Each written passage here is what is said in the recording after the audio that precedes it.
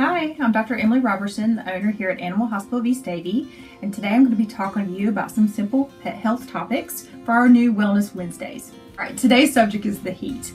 As we hit the summer months, it gets hot outside, we have a hard time with the heat, and your animals do too. And they also have a lot of extra hair, which will make it harder for them as it gets really hot outside.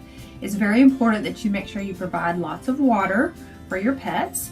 If you're walking them, make sure that the pavement is not hot because it can actually burn their pads.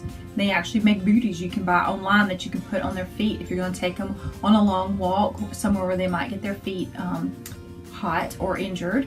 Also, which I'm sure you've seen this already, cars can heat up really fast. Never leave your pet inside of a car when the windows rolled up. And be careful, even with their cracked, it can get really hot really fast for your pets and can be potentially life-threatening. So I would not recommend that you take your animals and leave them in a car anywhere in the summertime unless you can leave the windows all the way down and park it in a shaded area.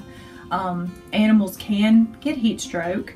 That also can be life-threatening, especially if you've got a dark-haired, thick-coated animal that's outside. You need to make sure they have shade.